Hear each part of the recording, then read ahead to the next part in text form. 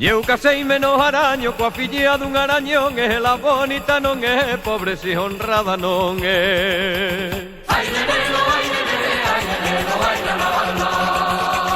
Heime de casar o gano, anque seña co raposo, e lle de afeitar o rabo pra que seña vanidoso. Ai neneno, ai nenene, ai neneno, ai la la la. Sei tocar e sei bailar e tamén sei facelo tonto, como son fillo dun probe teño que saber de todo. Ai neneno, ai nenene, ai neneno, ai la la la. E o raposo vai ao monte pola rodeira do carro, leva os ollos na cabeza e o cu debaixo do rabo. Ai neneno, ai nenene, ai neneno, ai la la la.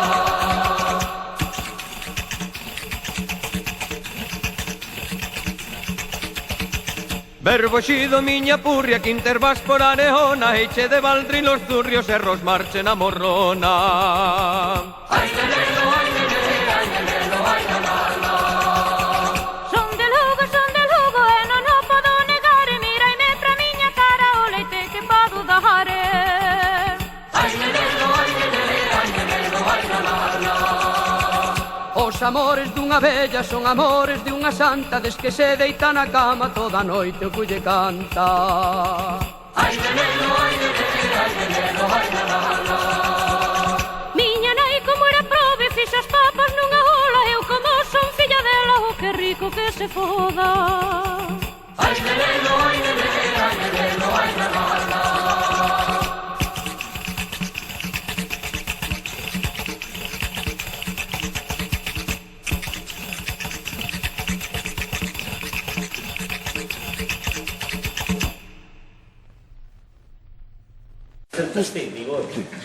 Ana, vaite para a estrada.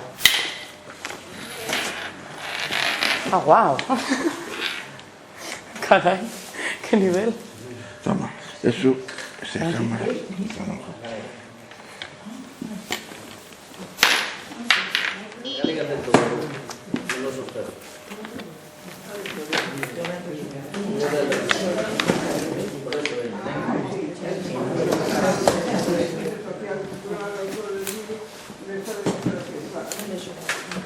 Molestamos a cámara que?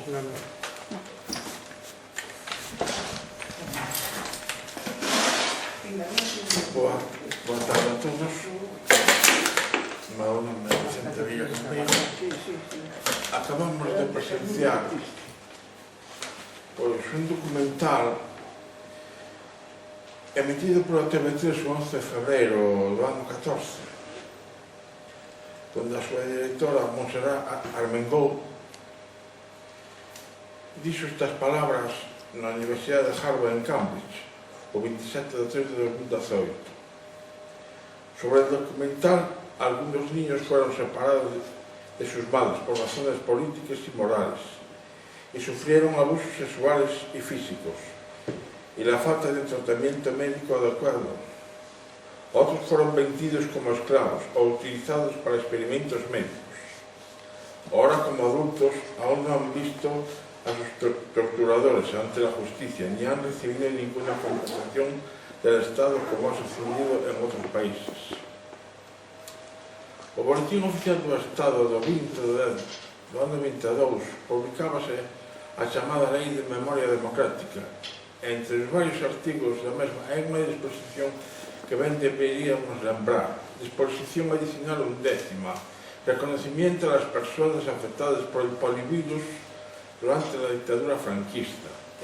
En reconocimiento al sufrimiento padecido por las personas que fueron afectadas por el polivirus durante la pandemia que asoló a España a partir de los años 50 del siglo XX, el gobierno promoverá investigaciones y estudios que esclarezcan la verdad de lo acaecido respecto de la expansión de la epidemia durante la dictadura franquista, así como las medidas de carácter sanitario y social en favor de las personas afectadas por la polio, efectos tardíos de la polio y pospolio, que posibiliten su calidad de vida, contando con la participación de las entidades representativas de los afectados sobrevivientes a la polio.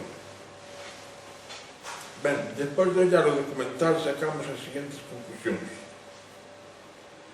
Neste país houve unha negligencia sanitaria por parte das autoridades franquistas, onde a chamada democracia ou réxime do 78 non quixeron resolver. A rehabilitación como cirurxía correctora non era máis que experimentos que se facían. A propaganda do réxime franquista ocultou a enfermidade, como no nodo, onde se mencionaba os niños enfermitos.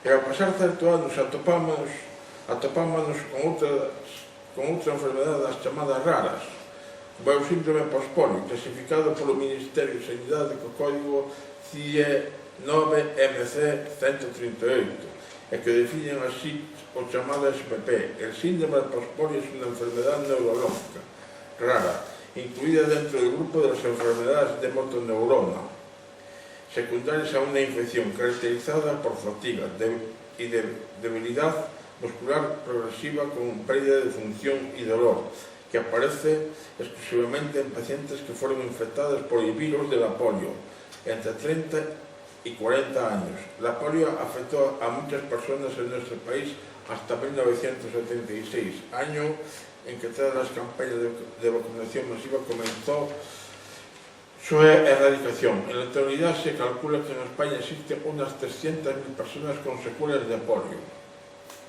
Hoxe, a SPP non ten cura, e ainda que hai investigacións como a gabapentina e incluso a piridostigmina.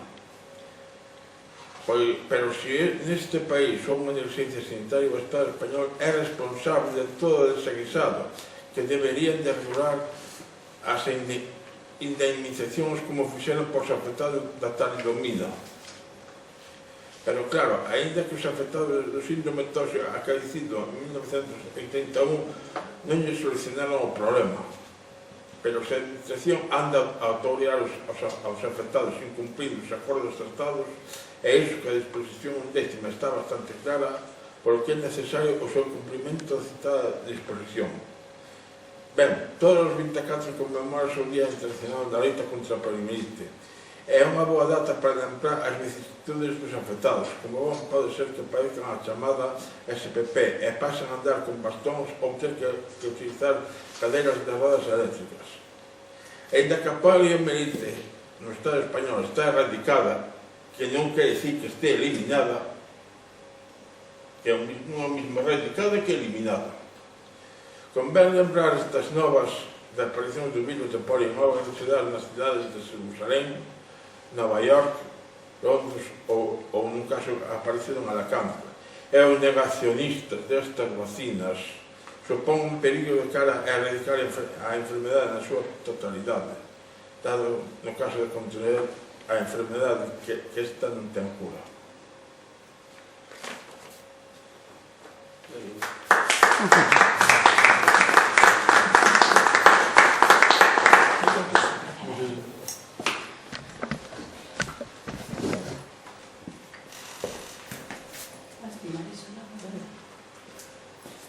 Vale, repito logo, boa tarde. Eu vou explicar un poquinho, bueno, eu son unha desas nenas da polio, evidentemente. Solo dicir 4 rasgos que eu tive unha polio aos 3 anos.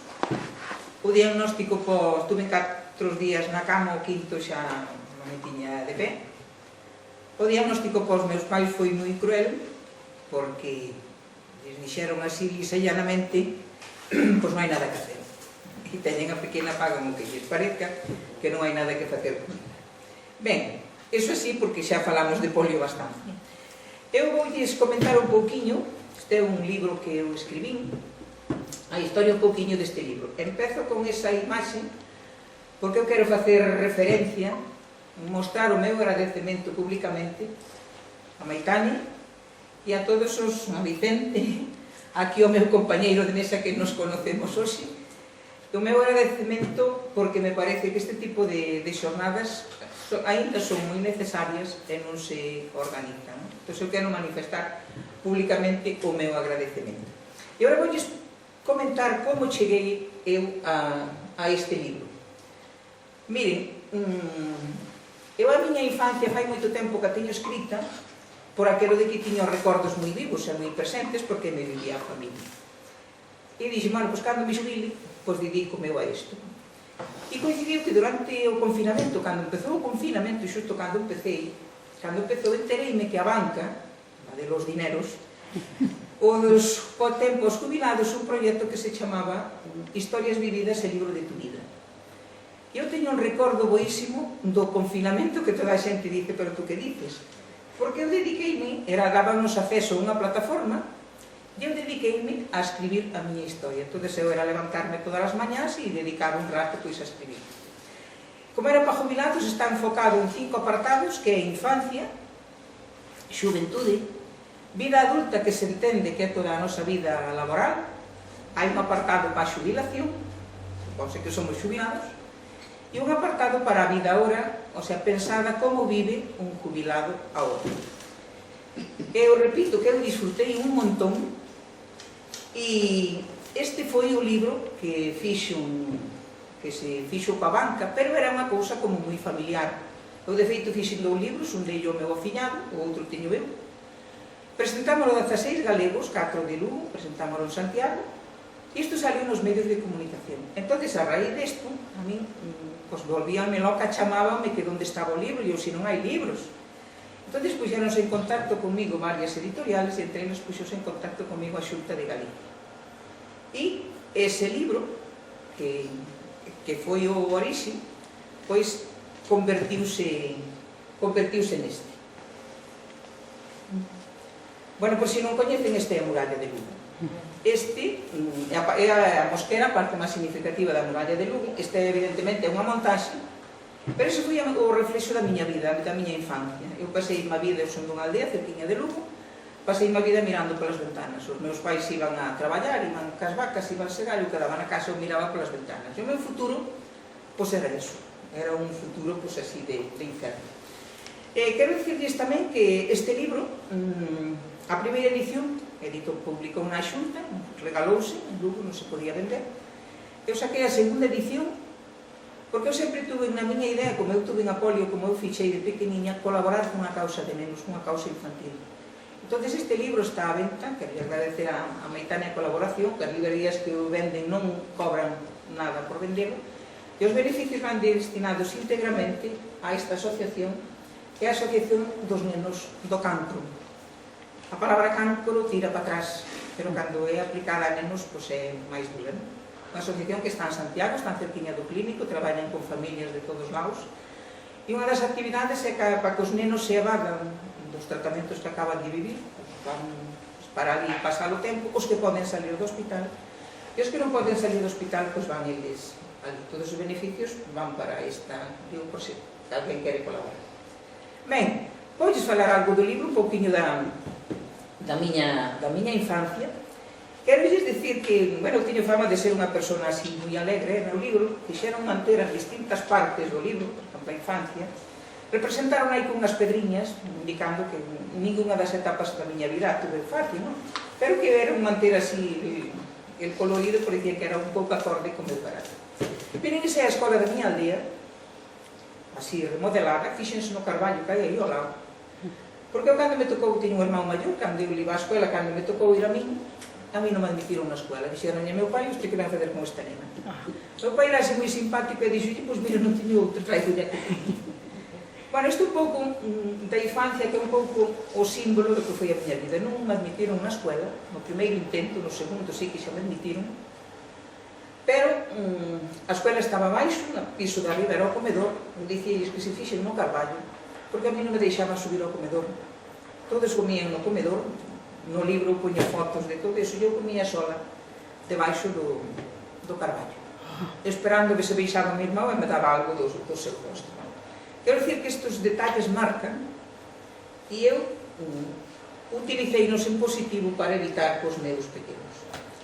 Ben, eu estudiei toda a miña trayectoria cun certificado que non sei se ven por aí, cun certificado de son normal.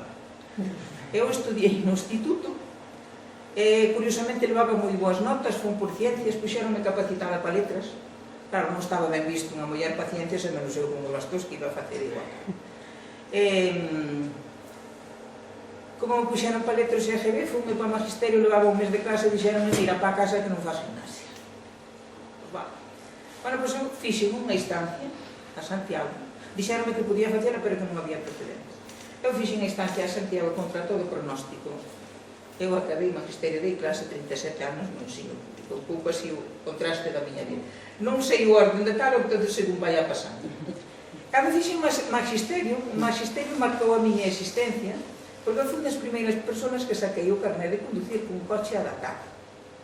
Alá no ano chimpún eran 600, que me dixo un monitor que se chamaba enseñapiernas, eu non entendía nada de coche, e era porque abría polo visto a porta ao revés, entón chamaban enseñapiernas. Utilizaronme como conejillo de indias, exigían un número moi grande de prácticas, porque era un experimento, unha escuela de Lugo, preparaba unha outra escuela, bueno, pois eu brindei a facer. Non o digo por presumir, pero eu saquei a muller, e saquei o carné a primeira.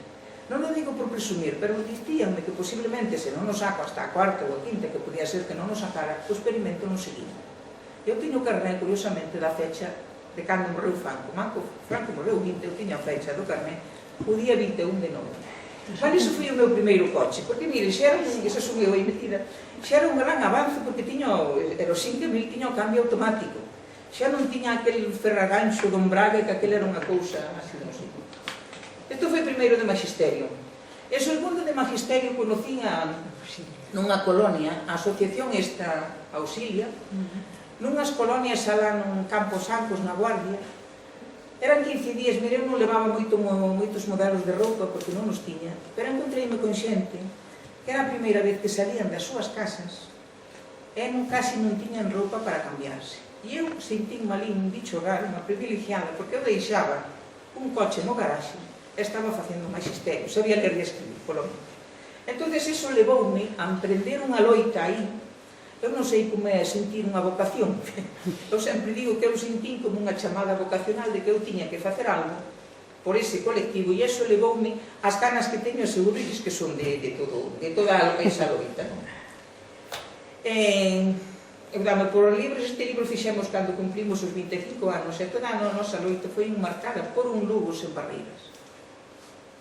Pensen que non había nada feito, pensen que a min houve algún organismo oficial que case me empuxaron. Eu vale dicirles, mire, este é un organismo que se ve unha persona, e casi me dicían, si, iso se pode decir, pero que non, e casi me empuxaron, o sea, daquele era un pouco complicadiñado.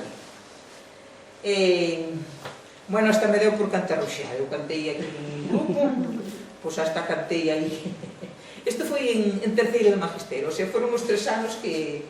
Este era un festival para recaudar fondos para a asociación anterior. Bueno, aquí teño xente que está agora de Fuxamos Ventos, o sea que non penso que é calquera cousa.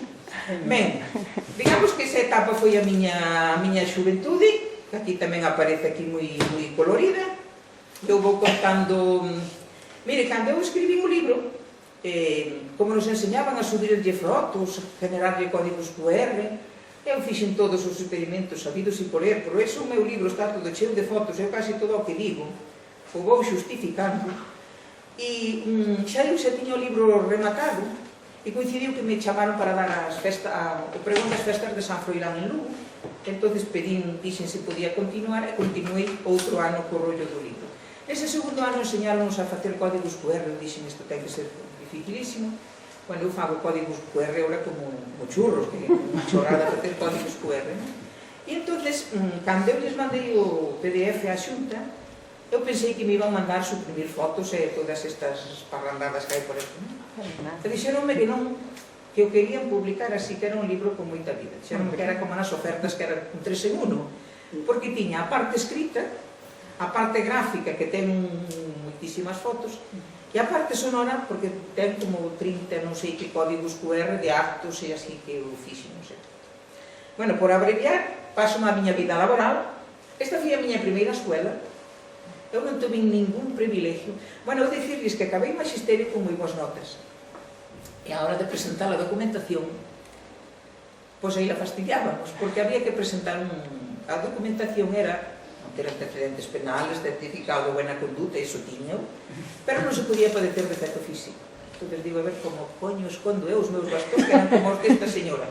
Como os desta señora os meus bastón. e había que levar un impreso, un certificado médico. Eu collí un impreso, había que comprarlo nun estanco, fui ao médico. Eu dixen ao médico, mira, acabei magisterio, teño plaza, teño o número 2, non tiña que facer oposición.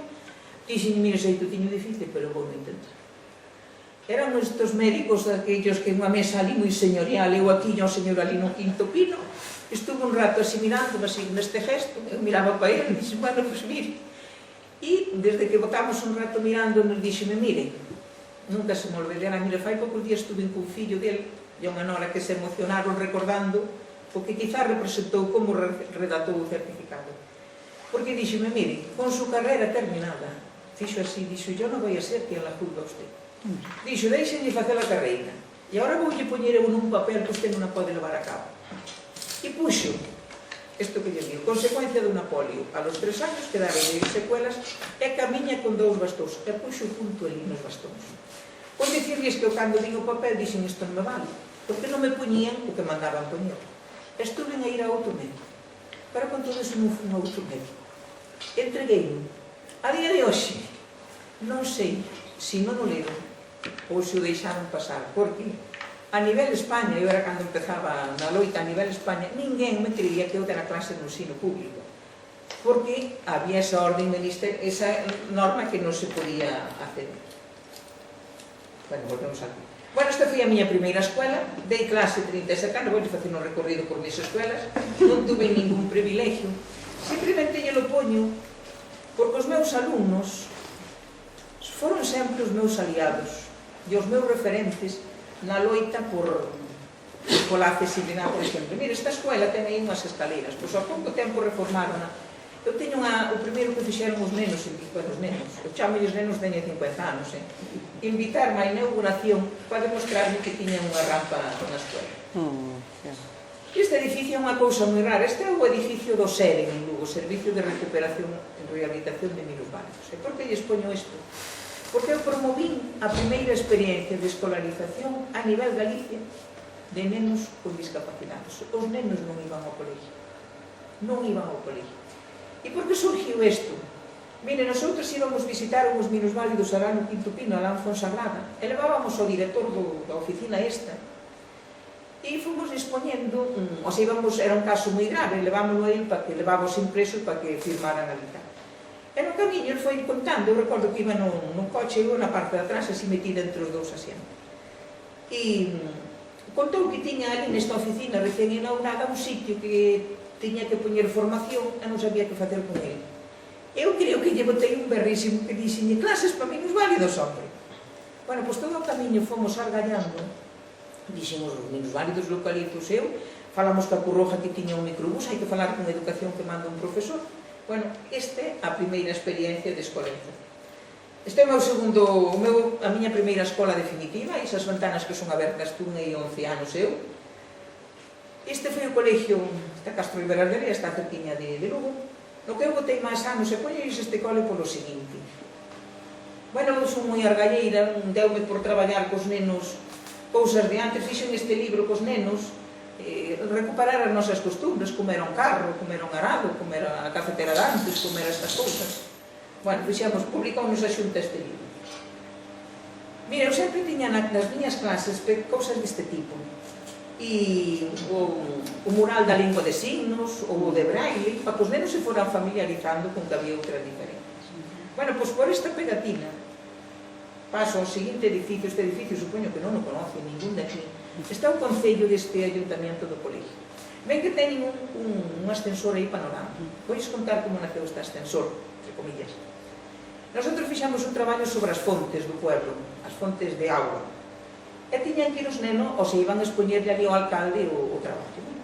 Eu non iba cos nenos de excursión, nunca, sabía que andar moito, porque eu non daba andado ao ritmo deles, entón iba con un compañeiro, unha compañera. Eu iba con eles se era o periódico de Lugo, se era o museo, ou se era sitios que non houbera. Aquí podía ir, porque era chegar ali e tal, pero eu era encargada da biblioteca e tiña non sei que rollo de bibliotecas escolares e precisamente non iba. Bueno, eles, como cando eu non iba, eu preparaballes igual a viaxe, os nenos. Entón eles xogaban con ventaxa de que eu non iba. Mire, a nena que falou aí é agora un abogado.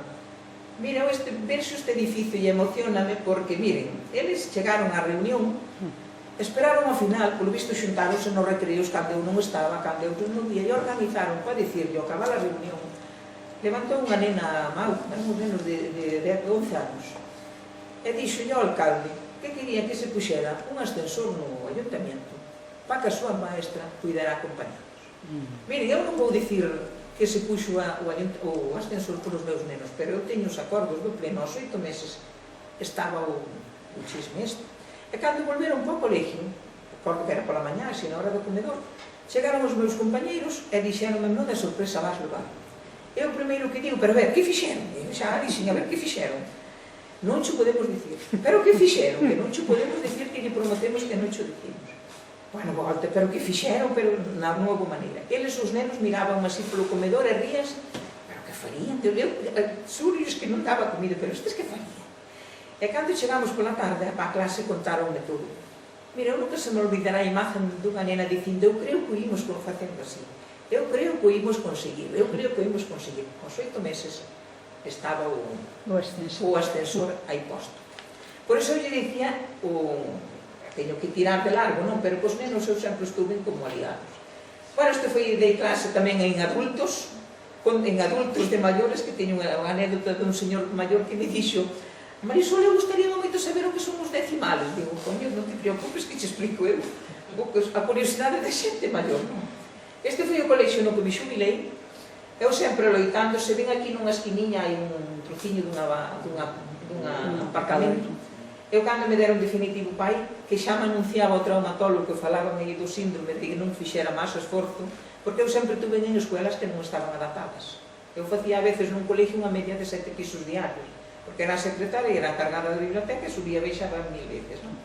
Entón xa me dicían que non podían facer tanto esforzo. Bueno, pois eu, cando fui pai, primeiro que mirei, se este é un edificio público, non ten aparcamiento, pois aí deixei o aparcamiento de recurso. Paralelamente a toda esta historia da vida laboral, desempeñei unha actividade como voluntaria por aquilo que lles decía de que descubrín nesa colonia xente que nunca salira das súas casas, xente que non tiña roupa. Eu cheguei ao extremo de dicirle a alguén, mira, eu lavo xa barguiña pola noite para que ela seca de día, porque a miña xente dábame o olor ali, era unha auténtica miseria. Eu dixen, eu teño que facer algo, eu sentí-me ali unha privilexiada. E empecé aí a pelear no que foi a primeira lei de integración social que nos levou 7 ou 5 anos, do 77, 82, estaba na comisión que seguro que algún lle suena con Marcelino Camacho, o secretario de Comisións Obreras, con un diputado andaluz, un gitano, Juan de Dios Ramírez de Heredia, que era así moi marchoso, e partimos dun borrador que fixo un diputado catalán que tiña un neno con síndrome de Down, Trías Fargas.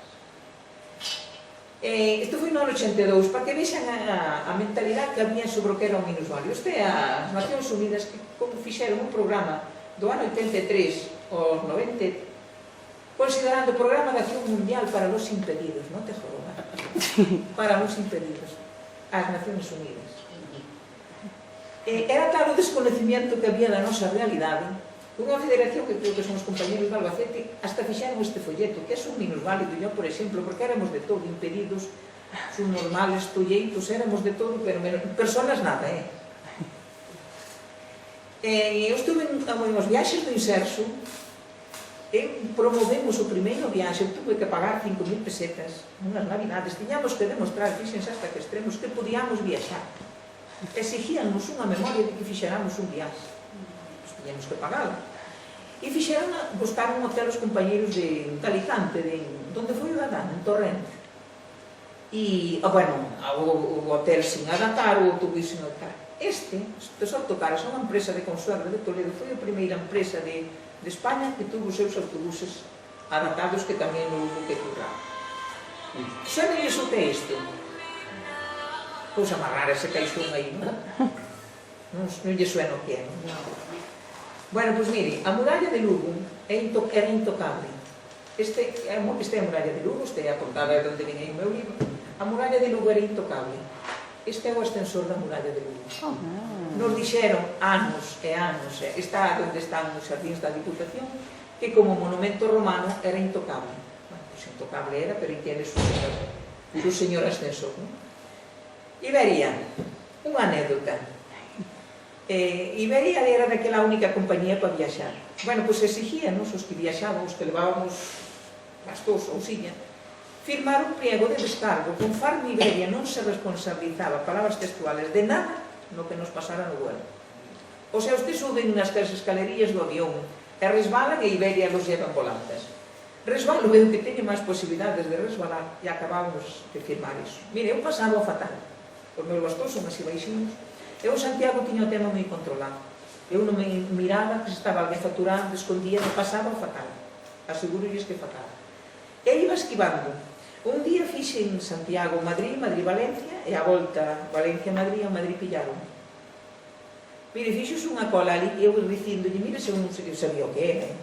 Eu nunca filmei isto, pero se eu acabo de subir en Manises en Valencia, non sei quanto, non sei que. Foi dos momentos así máis duros na miña vida, porque unha colísima ali. O tipo amenazoume con seguridade, con a Guardia Civil, non, ca policía, e díxeme, miren, os guerrísimos, eu non teño a culpa de la incompetencia de mis compañeros. Como quen se os outros non lle mandaron firmar, son os incompetentes. Mire, superar isto foi duro.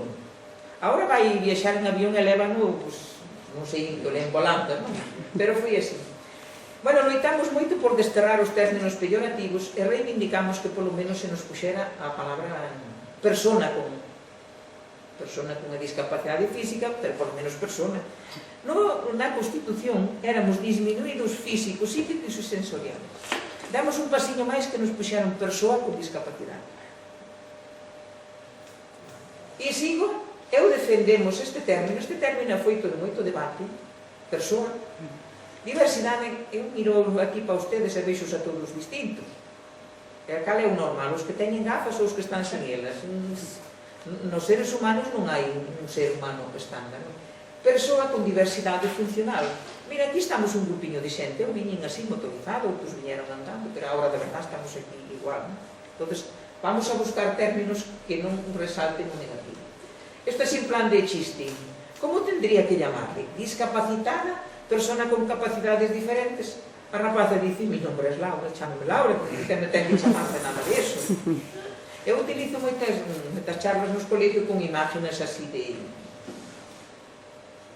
Bueno, simplemente esta pincelada para o tema da muller, porque se a discriminación é dura no tema da muller é complicadilla, porque a discriminación é por muller, e agora añadimos o tema da discapacidade.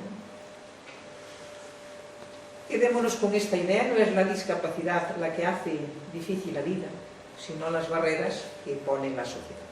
Bueno, dicíallos do meu libro que ten unha parte dedicada á jubilación, tamén así mantuveronlle aí el colorido, e logo unha parte dedicada a como vive un jubilado agora, a vida agora. Bueno, pois eu era cando dicía que surgiu de facer o pregón do San Froilán, eu tiña que entregar o texto do libro corrixido e tiña que facer o pregón. O pregón saben que non é dicir catro cousas ali, hai que lelo, pois había que entregar o escrito, non? Bueno, pois eu seguín contando a vida agora, metín o tema do pregón, porque realmente foi un acontecemento importante que eligiran para o pregón das festas de Lugo, pois unha persona con unha discapacidade ou que se dedicou ao voluntariado e tal. E para presentar o libro, este libro presentouse na Biblioteca Pública de Lugo, que o escenario non era accesible. Eu estuve na presentación de outro libro e eu aproveitei para dicilo, tiña que intervir, eu tuve que intervir desde abaixo, e dixen, vou dicir o gesto, dixen, boas tardes, este é o noso día a día salvar obstáculos, e dixen, refírome, o escenario estaba así, cos meus compañeros están aí, dixen, eu estou aquí. E dixeno, ao empezar, cando me tocou a intervención, dixeno con moito sentimento. Dixen, mira, os meus estábamos na xunta, ali toda na parafernalia, dixen, os meus compañeros están aí. Dixen, eu estou aquí. Pero a continuación de dicir eso, dixen, pero non se preocupe, porque esta silla elévase. Pois esta silla, tal como está, eu vou subindo, ben? Eu así de bella agora que me miren. Entonces foi subindo, que vos suba hasta 30 centímetros. Entonces foi subindo. Bueno, vou me baixar para... Foi subindo a silla, e puxen unha altura deles. Dixen, bueno, tampouco hai que pasar, foi subindo. Claro, iso impactou moito na xente, e a raíz deso, acordouse que a Biblioteca Pública de Lugo iba a ser accesible. Entón, fixeronlle un escenario, unha accesibilidade paralelo ao escenario, e cando eu presentei este libro, foi un acto moi bonito. Bueno, dices que non recordan a biblioteca de Lugo con tantísima xente, petado aquilo. Entón, eu estaba media escondida porque queríamos facer unha inauguración simbólica da Rambla. Estaba así, ao lado dunha columna. Levei 2 nenos de 2 colegios cantar, que escolleron cada un 2 cancións. O sea, digo nenos, teñen 50 anos, os maiores ten. E foi moi bonito o acto de ir, iba falando alguén e ibase cantaban dos pequenos, non? Entón, ao principio, a directora da biblioteca fixo ver ali que fora igual que fixera ver que aquilo era un sitio público que non era accesible, non? Explicou todo o proceso e coa mesma dixo Marisol, aquí está a tua rama. E entonces eu salínme do escondite que estaba ao lado dunha columna que levaba un ramo de flores e fun, como era paralela, fun subindo todo despaciño, girei e situeime no sitio que tiña asignado. E creo que non tiña máis por aí. Bueno, un canto, eu tratei do meu libro, a miña vida foi moi complicada, eu tiña todas as portas cerradas, todas.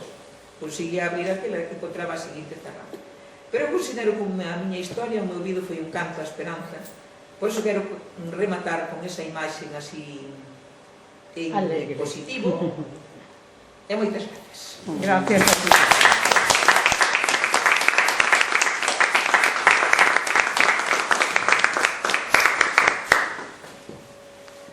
Ben, creo que me toca, xa está todo dito, o sea, podíamos marcharnos, non vou a decir moita novedade, eu quería enfocar o tema máis desde o punto de vista clínico, porque, bueno, se trataron moito a problemática social, a problemática das secuelas e o que levou consigo, pero, bueno, eu facendo honor ao título que me encomendou o amigo Vicente, a verdade é que teño aquí os agradecementos para esta charla e este coloquio que poda haber posteriormente, e a verdade é que, bueno, é un tema que nos ten os dous aí preocupados e a vez eu creo que fixemos algo, porque fixéramos 2 conferencias que tuveron relación non directamente ca polio, porque o tema non nos daba para unha conferencia complexa a nivel clínico e a nivel das secuelas, pero bueno, fixemos a conferencia e despois fixemos un artigo na revista de Terra de Outes que creo que causou moito impacto, porque a verdade é que se estaba descubrindo algo que moitos estábamos bastante ignorantes do tema, porque como profesional na miña vida vi unha polio, nin hai 37 anos tampouco, non vi nunca, non tuve nunca que diagnosticada, o mellor fun dos médicos que se le escapou unha polio e di que tiña menopausia. Non o sei, podría haber sido, pero quero decir que directamente me teño que meter neste tema sin controlar absolutamente nada. Xa teño posto por aquí que eu non son neurólogo, probablemente non teña respostas a todas as preguntas que se podan suscitar todo o que falemos, pero sí que me informei sobre o que estaba pasando actualmente co síndrome pospolio, porque creo que é algo que sí, que está de tremenda actualidad, porque está pasando agora, e se está descubrindo agora, e se está valorando agora a través de algo que vos contarei despois, que é unha querela criminal presentada contra o Estado español. Entón, bueno, eu titulo Xornada polo Día Mundial contra a Polio, que era o que se me encomendou inicialmente, celebrando, pois eso, o 24 de outubro, que hoxe o Día Mundial. O título era para desenrolar poliomielite, síndrome pospolio e as secuelas. E eu teño posto entre comillas, se o biches aí, que te vin antes, acaso pódese patentar o sol, que creo que é algo moi significativo de Jonas Salk, que dixo en 1954, cando se aproba a súa vacina. Entón, os cartos que podría haber ganado tendo a patente desa vacina, e evidentemente dixo que isto era algo que era necesario para a humanidade, e dixo que non se podría patentar o sol. Entón, en principio, agradecer a Vicente que me haya invitado a esta charla, a agradecer a Maitane, por suposto, que, inda que de Álava, fala bastante mellor galego que M. Rajoy, por exemplo. Me chocou así, digo, coño, está, por lo menos, se preocupa polo idioma do lugar onde vive e traballa e está facendo unha labor impresionante. Entón, vou a falar, como vos digo, de cousas clínicas, me vai a levar sobre entre 15 minutos e 16 minutos, ou a facer bastante, sin tantos comentarios como tiña previstos, porque, bueno, xa moitas das cousas están ditas, outras non, e me gustaría que quedaran claros sobre todo os conceptos clínicos e sobre todo o concepto de síndrome postpolio. Entón, ben, decir que a poliomielite, como se dixo, prodúcese por un poliovirus, é un virus. Podemos chegar a Marte, non sabemos matar un virus. E podemos gastarnos o 5% do orzamento dun país en bombas, pero non en investigar como coño matamos un virus. E falo do virus da gripe, e falo de virus que causaron moito mal, como foi a COVID hai 5 anos. Pois ben, é un poliovirus localizado no tracto gastrointestinal, isto é importante. As persoas que contraen a enfermedade son principalmente nenos, entre 5 e 10 anos, o vimos no documental. Afecta sobre todo o sistema nervioso central. É unha enfermedade moi contagiosa, tamén se lle chama parálisis infantil, polas características da propia enfermedade. Se transmite de persoa a persoa a través de secrecións respiratorias, as gotas que se chaman de flujo, cada vez que falamos e expulsamos partículas que non se ven, pero que sí que se inhalan, ou ben por vía fecal oral, que ahora o explico. As infeccións por polio son asintomáticas. Esa era unha das tremendas razóns, primeiro, de por que non se sabía que tiña a xente, porque empezaba a fallarles todo, e sobre todo o problema muscular, empezaba a fallar todo, pero non se sabía porque se estaba incubado durante 7 días, como logo veremos. E só un 1%, isto é importante, dos casos de virus entra directamente no sistema nervioso central a través da corriente sanguínea. E esa pode ser a causa de que polio, quen ten polio, en función sempre da carga viral, por suposto, quen ten polio había xente que morría, punto, e non había máis historia, e había xente que se salvaba, e había xente que o seu corpo era capaz de vencer o virus, pero claro, a costa de todo o que veu despois. Dentro do sistema nervioso central, o poliovirus afecta e destrue as neuronas motoras. Falamos de neuronas motoras e que é? Son as neuronas motoras. Ben, pois son as células nerviosas do tronco encefálico e da médula espiñal que controlan a actividade muscular voluntaria esencial. É dicir, que controla os músculos. E por eso a enfermedade pasa o que pasa. E que fai esta actividade voluntaria muscular esencial? Pois fai a fala, o camiñar, o respirar e o tragar. É dicir, son 4 facetas da vida que se non as faz, morres. Esta destrucción de neuronas provoca debilidade muscular e parálisis flácida aguda. E que é isto de parálisis flácida aguda? Pois é unha síndrome tamén clínica caracterizada pola aparición súbita de fraqueza muscular acompañada de diminución ou ausencia do tono muscular e dos reflexos tendinosos profundos, sin compromiso sensitivo. É dicir, eu explicaba no documental moi ben que cando me puxeron de pé parecía unha polichinela, non? Parecía unha muñeca que non hai control dese tono muscular. A enfermedade foi descrita por primeira vez por un alemán, Jakob Heine, en 1840. Desde 1840 que se descubre a enfermedade, nin sabemos diagnosticala, nin sabemos tratala. Desde 1840. A poliomielite, decimos aquí, é máis probable que ocurra en nenos de 4 a 15 anos. Se dá moito en climas templados, eso sí que está demostrado, climas templados no verán e invernos pouco fríos. Galicia é un sitio característico para que isto se dea. Na súa forma máis aguda provoca inflamación destas neuronas da médula espinal e do cerebro. E isto leva consigo a parálisis, a atrofia muscular e moitas veces a deformidade. As barbaridades que se fixeron con respecto á deformidade era intentar formar o que estaba deformado, co cual evidentemente era unha aberración e, bueno, se demostrou posteriormente e con un montón de operacións que hubo que facer a xente que non era necesario probablemente. Nos casos máis graves pode causar parálisis permanente ou morte por parálisis do diafragma. Isto é importante, o músculo da respiración, o músculo que fai que respiremos, é o diafragma. Se ese diafragma se para, o paciente morre. Por eso había que metelos nos respiradores tan tremendos, que eran horas e horas e horas, porque era a única forma de respirar que tiña a xente, era un respirador mecánico, e todo eso provocaba que tú puderas seguir vivindo. Fora deso, morrías. Por qué? Porque estaba o músculo paralizado. O 24 de outubro, como decimos, é o Día Mundial contra a Polio, e en 1954 usouse por primeira vez a vacina de Salk, esta que xa ven no documental, se facía por inyección. No ano 64 foi autorizada outra vacina que fora desenvolvida por Albert Sabin, esta que vemos dos azucarillos e das 3 gotas. Esta chamouse unha vacina prevalente porque ataca a 3 tipos de poliovirus. Isto o que se metía, é dicir, cando decimos unha vacina, e que é unha vacina en si mesma? Bueno, pois unha vacina é meter os virus dentro do corpo, para que o corpo se defenda desos virus, se crea inmunidade suficiente como para acabar con esos virus. Esos virus, evidentemente, se meten de forma atenuada, en moi leve cantidade, para que o corpo crea resistencias contra, se te ataca unha carga viral suficiente, pois tú podes combatelo. Evidentemente aquí, pois bueno, se tardou bastante na vacina tamén, sabedes que en 1800 e pico foi cando se descubre a enfermedade. Bueno, se tarda bastante, pero bueno, cando foi a pandemia, nos acordamos que un ano e pouco se descubriu a vacina da pandemia. É dicir, acordadevos de que antes da vacina había 700 mortos diarios. Diarios. De acordo? Cando se pon a vacina, empeza a disminuir, e ahora sigue habendo COVID, sigue habendo mortos, sigue habendo patoloxía, pero evidentemente non é o que era antes da vacina. Pero, por exemplo, a vacina do SIDA sigue sin inventarse. Non sabemos por qué, ao mellor porque non interesa, por ver a quen afecta, ou por...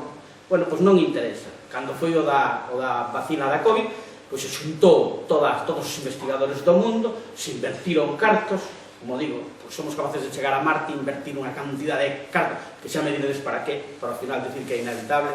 Vale, non somos capaces de matar un puñetero virus, non somos capaces de xuntarnos para crear, pois eso, as vacinas, que é a fórmula máis fácil, porque ademais en estes momentos xa se coñece todo, de como facer unha vacina. E a pregunta que nos facemos é por que non se descubra a vacuna do SIDA e por que non se invirte en esa vacina.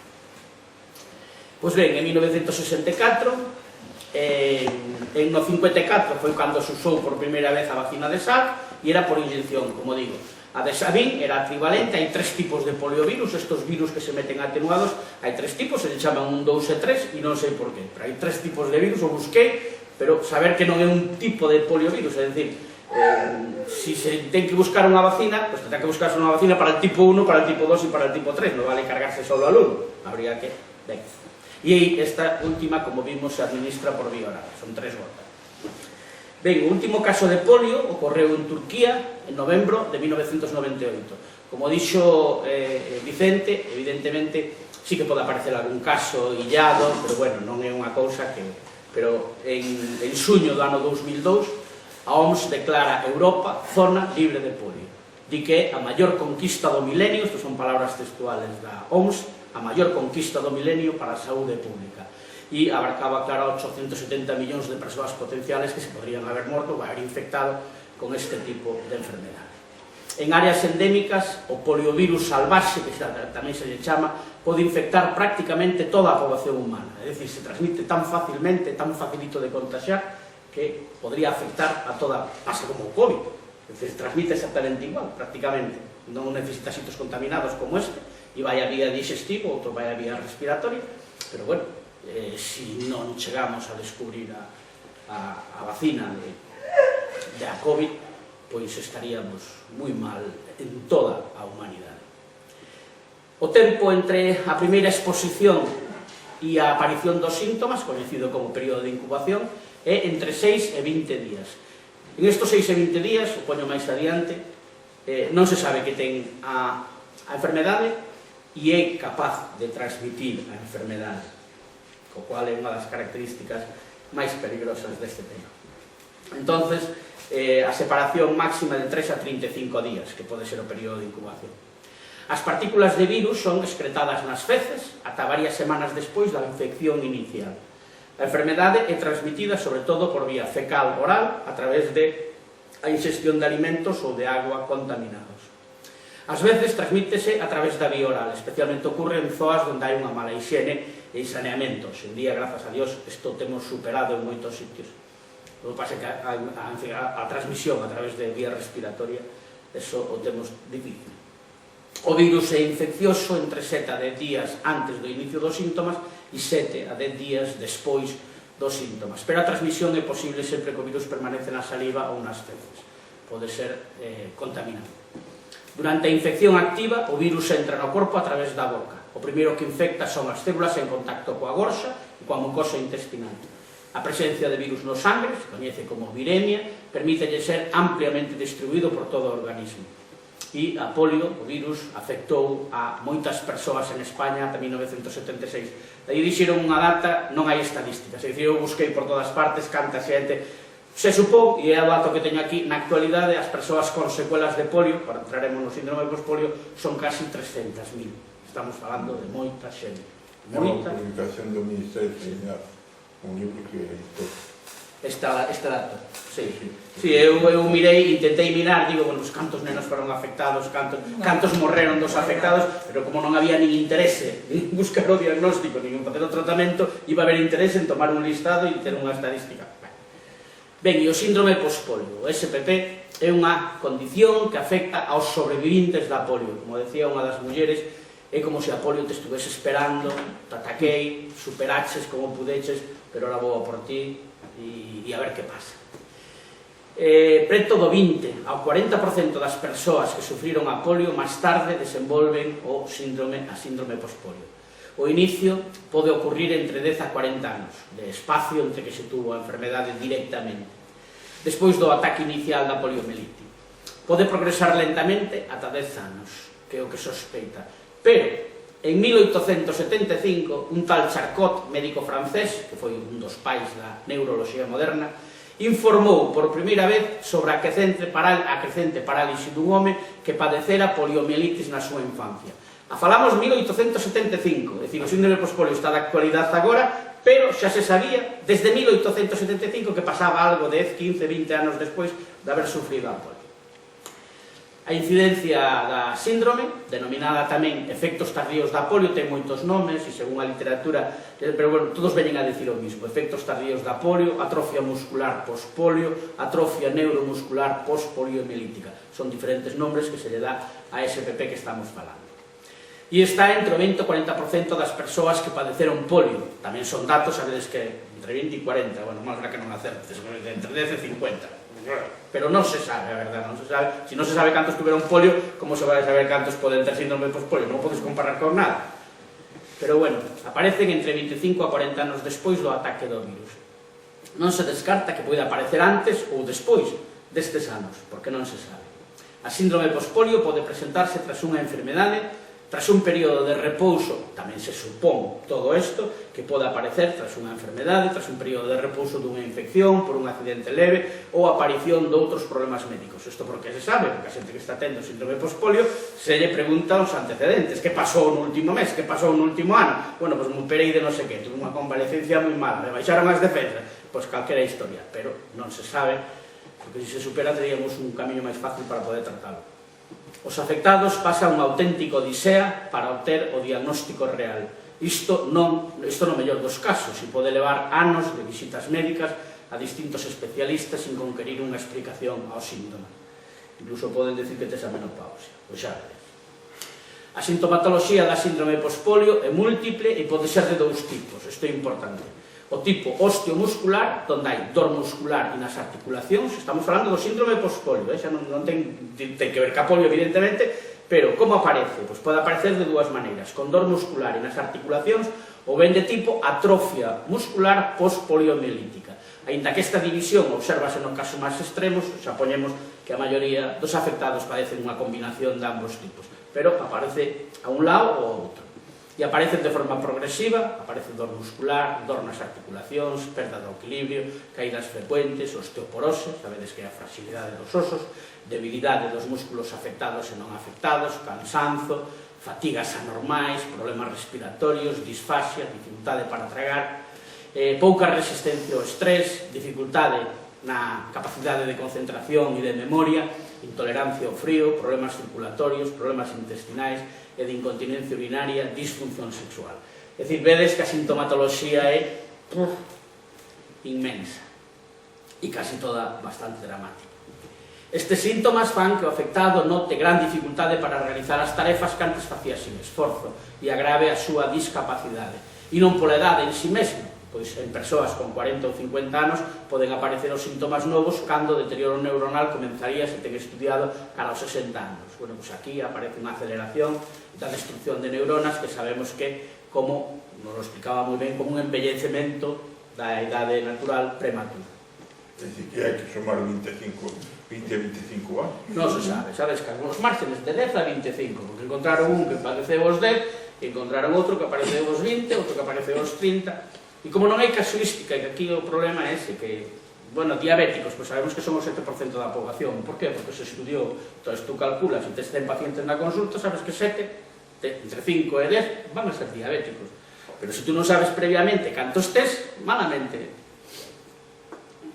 Moi ben. Na actualidade, isto é dramático, non existe un tratamento curativo para os pacientes de síndrome pospolio. Os obxectivos fundamentais do tratamento deben estar encamiñados a mellorar as manifestacións clínicas, manter a capacidade funcional e a calidade de vida mediante un programa adaptado a cada persoa. Polo xeral, os afectados destas patoloxías non reciben a asistencia axeitada. En primeiro lugar, o diagnóstico retrásase durante anos, nos cales son derivados a diferentes especialistas, realizándose innumerables probas e, ademais, é un proceso moi custoso, non só en termos económicos, senón esgotador para o paciente que se encontra desorientado, o igual que moitos dos especialistas, non? Están desorientados tamén. Urxe poñer en marcha o plan de atención para os enfermos afectados de síndrome pospolio. A Asociación de Afectados de Polio e Síndrome Pospolio, supoño que controlaredes esta asociación, ten presentado unha querela criminal contra o Ministerio de Sanidade e Consumo. A asociación, que representa as persoas afectadas pola poliomielite e polas súas secuelas tardías, como é o síndrome pospolio, presentou unha querela criminal alegando neglixencia e falta de actuación sanitaria adecuada por parte das autoridades. Os motivos principales da querela son a suposta omisión de responsabilidade na atención e recoñecemento das persoas afectadas pola polio. Fai fincapé na falta de medidas de prevención e seguimento axeitadas antes, durante e despois das campañas de vacinación. Recordemos, estábamos nunha época franquista, estábamos nunha época donde, pois, bueno, as libertades eran as mínimas, as cuestións económicas primaban por encima das cuestións sociais e clínicas, evidentemente, e a cuestión política primaba entre falanxistas, entre as diferentes estructuras que tiña o réximen dictatorial de Franco. Entonces, a partir de aí, pois, era moi difícil que se recoñeceran a unhas persoas, era moi difícil, porque non tiñan interés ningún, claro, que se recoñecera a unhas persoas todo o que estaban pasando. E aparte hai neglixencia, porque acordádevos de que a vacina se proba e se utiliza e se ve que é eficaz 8 anos antes en outros países europeos e non se quixo utilizar en España. Non se quixo de forma voluntaria, serán por cuestións políticas ou por as que foran, pero non se utilizou, é dicir, que está na conciencia da xente que nos gobernaba en aquel momento de que morreran e de que apareceran as secuelas en un montón de persoas que estaban con esta enfermedade. A querela fai fincapé na falta de medidas de prevención e seguimento axeitadas antes, durante e despois das campañas de vacinación. A desatención sanitaria e social aos pacientes que presentan a síndrome pospolio, unha condición que pode aparecer, como dicimos, décadas despois da infección inicial. E vai a pedir responsabilidades, claro. Cando se aparece o síndrome pospolio, a quen hai 20 anos, pois non te tratou como debería tratarte. Bueno, o que reclaman na querela é o recoñecemento oficial como colectivo afectado por unha enfermedade prevenible mal xestionada, o acceso a tratamentos especializados e rehabilitación. Tampouco pide moito, e tampouco son tantos. Acordadevos da colza, acordadevos, bueno, de outras tragedias que poden haber en este país durante moitos anos, e se tuvo con eles unha compensación máis ou menos xusta, pero polo menos se tuvo algo. O la talidomida, sí, sí. La talidomida, sí, e o recoñecemento, ademais, e as compensacións económicas, bueno, e os servizos de rehabilitación. Bueno, comentamos agora. As compensacións polo dano físico e social derivado da falta de resposta institucional. Eso é o que pide a querela. E busca que o sistema judicial determine se existiu responsabilidade penal ou administrativa nas actuacións do Ministerio. Evidentemente non se pode encontrar as persoas, xa van para lá, deixa así, xa van para lá, e entón hai que buscar outras fórmulas. Entón a querela, como decimos, é que se determine a responsabilidade penal ou administrativa nas actuacións do Ministerio, do ente separado. Tamén serve para visibilizar a situación das persoas con síndrome pospolio que a miúdo non reciben a atención médica específica que necesitan. Visibilizar, creo que é un tema importantísimo. Me decía Cochelo, cando comentábamos previamente, e eu antes de que me empezara esta historia, que tivera Vicente aquí ao lado cando facíamos as jornadas, pois tampouco tiño o máximo interés en a polio, pois porque era unha enfermedade que para min estaba erradicada. Entonces estas persoas pois non reciben atención médica específica que necesitan. Todo iso busca a querela, pero vos digo, ata o momento, outubro do 25, o dato máis reciente que encontrei, non hai constancia pública de que a querela presentada pola Asociación de Afectados de Polio e Síndrome Pospolio contra o Ministerio de Sanidade teña prosperado nos tribunais, nin de que se ditase sentencia. O caso segue sen resolución xudicial coñecida e ata agora non se informou de que se admitise plenamente a trámite, nin de avances significativos na investigación. Isto foi o que encontrei, é dicir, hai unha querela que fala perfectamente de todo, do que pasa, do que pasou, do que pasa e do que vai a pasar, como se chovera. Mentres tanto, a asociación continúa reivindicando recoñecemento oficial e atención médica especializada, xa que moitos afectados siguen padecendo limitacións físicas progresivas e carecen dun protocolo sanitario claro. Sendo unha enfermedade casi esquecida, polos motivos que falamos, non debemos pasar por alto que afecta a persoas que precisan unha pronta atención, así como unha dedicación especial para poder desenvolver unha vida de calidade e o máis normal posible. Nos últimos anos realizáronse importantes avances científicos e organizativos para mellorar a comprensión e a atención ás persoas afectadas pola síndrome. A nivel médico, destacan a investigación en neurofisioloxía, rehabilitación, que me consta que hai un montón de estudos, hai un montón de traballos sobre isto, que permitiron identificar mellor os mecanismos de deterioración das motoneuronas, e que se encontráramos a forma de saber por que esas neuronas envellecen antes, de por que esas neuronas se deterioran, por que esas neuronas desaparecen moito antes, e todos os músculos se quedan flácidos, se quedan como se quedan, pois teríamos un paso moi grande para poder encontrar un tratamento. Tamén se está estudando o papel de certos fármacos, falabas da gabapentina, efectivamente se utilizan, pero son tratamentos sintomáticos. Unha neurona que morre non se recupera. Entón, o que se pode facer é tratar sintomatolóxicamente os síntomas que aparecen, e desde logo rehabilitación, fisioterapia, como veremos agora no que hai, que se pode facer. Entón, non hai un tratamento farmacolóxico específico que cure ou que reverta o proceso.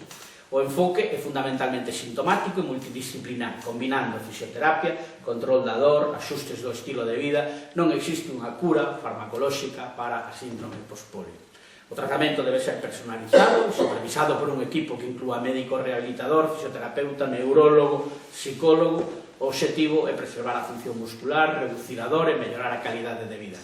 Desde o punto de vista administrativo e social, diferentes países, incluído o Estado español, comenzaron a recoñecer oficialmente a síndrome pospolio. Veíamos aí o tema das baixas laborales. É dicir, non estaba recoñecido, era como, é increíble, non? Que sabendo a mesma responsabilidade que ten o propio Ministerio, que non o metan como baixa laboral, unha persoa que agudiza o seu proceso de incapacidade. Non se explica, bueno, para empezar a recoñecerse como enfermedade discapacitante, o que facilita o acceso a prestacións, valoracións de dependencia, adaptacións laborais. E además existe a Asociación de Afectados e plataformas de apoio que colaboran con servizos sanitarios para impulsar a sensibilización, a formación de profesionais e o desenvolvemento de guías clínicas específicas. Nalgúns parlamentos autonómicos, como en Galicia e en Cataluña, hubo propostas de resolución ou preguntas parlamentarias pedindo o recoñecemento da síndrome pospolio como enfermedade crónica discapacitante, de sentido común. A nivel estatal, o tema mantense máis no ámbito reivindicativo e social que no xudicial, polo que vos explicaba, con accións de sensibilización e peticións ante o Defensor do Pobo e organismos europeos.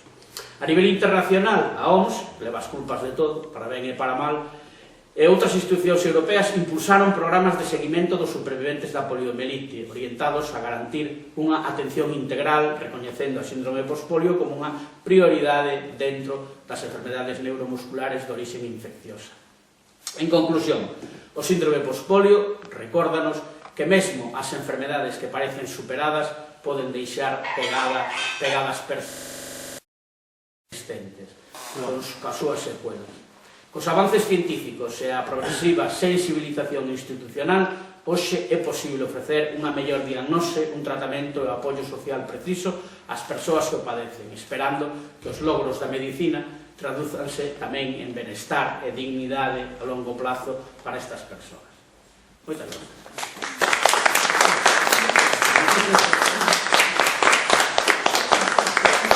Teño aquí unhas páxinas web onde eu recollen información, despois se as queredes vos podo deixar, as deixo aquí. Si queredes, hai 5 ou 6, está Kogami tamén, son moi amigos de Vicente, que ten tamén unha revista trimestral e, bueno, falan de algúns temas destos que estamos falando aquí hoxe. Moi ben, non sei que hora é. 9:25. Si queredes algunha pregunta. Moita información, non? Está todo moi claro. Está todo claro. Moi negro, moi claro e moi negro. Sí, a verdad é que si facemos... Vamos a ver, a mí se me olvidou decir, porque, bueno, xa as horas... Levamos 2 horas e media aquí, isto na vida. É como hora durou. Na vida. Unha cousa importante. Estamos falando de algo que sucedeu, bueno, que se sabía desde 1854, non quero marchar sin decilo porque creo que é importantísimo. E que isto, 1952, 1953, 1964, vale, hai moitísimos anos. Hai 5 anos, en España e en Galicia, había unha enfermedade que era hepatitis B, que era mortal. Mortal. O que tiña hepatitis B iba a morrer, tardaría máis ou menos. Se descubriu un medicamento, o Sovaldi, que costaba un montón, porque ademais se vendeu según a renta per cápita de cada un dos países. Aquí valía tremendamente, a xente iba a comprar a Marruecos, e era curativo. Bueno, pois en España tardamos 3 anos en incorporar o Sovaldi. E a xente morreu durante esos 3 anos, os que tuveron que morrer, morreron, durante esos 3 anos por non comprar o Sovaldi, que era o único medicamento. Como podemos facernos co Sovaldi? Porque hubo unha empresa que comprou a empresa que fabricaba o Sovaldi e entonces o pudo xa manter en todos os países a un precio máis ou menos asequible. Pero aquí tardamos 3 anos en incorporar ese medicamento que curaba unha enfermedade que era mortal. Por lo tanto, non pensedes que o que pasou coa polio ou co síndrome pospolio que estamos vendo agora, de actualidade, non pode volver a pasar. Somos reincidentes, non? E pode volver a pasar. Pero pasan outras cousas, pasa. Que está pasando en Sevilla? Os cribados. Os cribados. É outra cousa. Se se deixa de vacinar contra a polio, como hai os negacionistas, eso de que está erradicado desaparece e volve a aparecer a polio. Pakistán e Afganistán hai polio a feixe. En un montón de países. Sí. En Pakistán hai polio. Hai moitos sitios hai polio, non está... non significa que este erradicado. De feito, repuntou cando foi o COVID, cando os casos que dicías Israel, Alicante, por aí foi a raíz de cando foi o COVID, se deixou de vacinar. En Gaza non se vacunaban nenos e apareceron casos de polio en Gaza. Claro, pero pensade que casos illados non se poden convertir nunha, ou ben unha endemia, nun lugar, ou unha pandemia, se é global. Sí, pero... Entonces, que aparezcan casos, aparece sarampelo. Increíble, en España no, pero hubo unha epidemia en Gran Bretaña, en España sí que hai tuberculosis todavía. En Gran Bretaña, o ano pasado, hubo unha epidemia de sarampelo, e en Estados Unidos hai todos os anos unha epidemia de sarampelo, e morren nenos, claro, e morren nenos. E hai moitos negacionistas. Claro, Estados Unidos empeza a verlos, e non vacinan, incluso da poliomielitis. Certo. E enfermedades que xa estaban desaparecidas, ou erradicadas, volven a aparecer outra vez. Sí, pero insisto, é dicir, aquí estamos falando de pandemias, estamos falando de algo que si non o controla se carga a humanidade. Non é que afecta a 50.000 persoas, a 100.000 persoas, a 1 millón de persoas. Sigue sendo endémico dese lugar ou dese sitio, pero non é o que pudo ser o COVID, que pudo ser isto de hepatitis B, o que pudo ser a polio no seu momento, etc.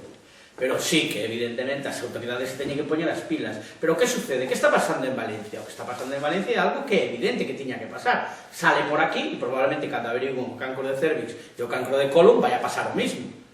É que a xente está sin facer as probas de valoración que pasou fai un ano.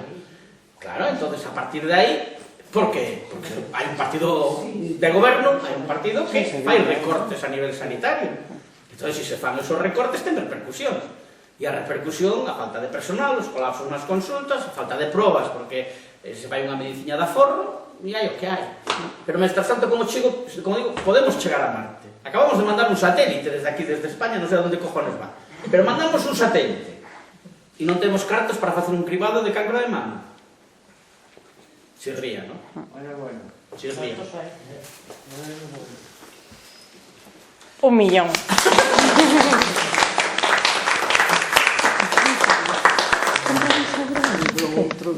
Como queiras, eu vou teño sempre aquí. Eu vou teño sempre aquí o libro. Bueno, a mitad fixo... Vale, Sí, todos veñen outro día. porque eu vou como recollendo viñeiro e depois llevo a Marisol. De nuestros viejos tiempos. Como queiras, si... Sí, a mí eu teño sempre aquí, Bueno, Porque sí que aproveito tamén para dicir que teño aí como unha participación de lotería de Nadal de 3 euros para que vai para a Asociación contra o Cáncer. Se alguén quere, que o teño aí. Bueno, vou ter estes días tamén. xa veño outro...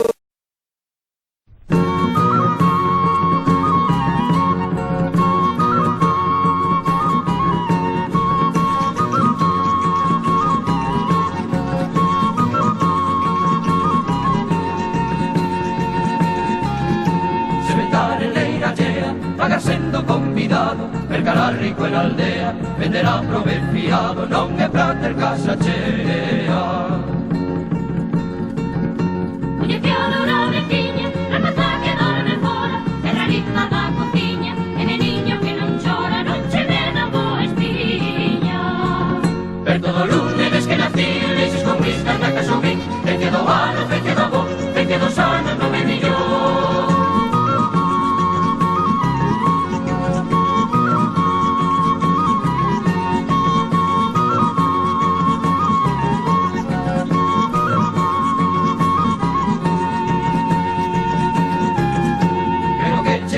Mal, alcalde no teu outeiro, escribano no portal, e lume polo palleiro, salvarás se Dios che va. Mariquén de taberneira, e reguais de bebedores, amores de costureira, e xa tres traballadores, son che con niños na feira. Per todo lunes des que nací, leses con whiskas na casa vin, feite do ano, feite do bo, feite dos anos, non é millón.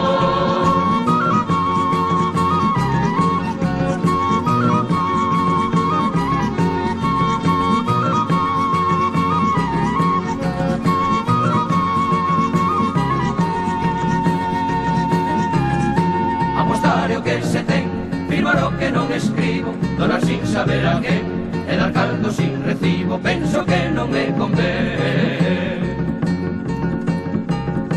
Estremeiro preñador, llevas aguentas no río, foi o Vázquez forjador, e se teme señorío, canto máis lonxe millón. Per todo lunes des que nací, leches con whiskas na casa vin, feite do ano, feite do bo,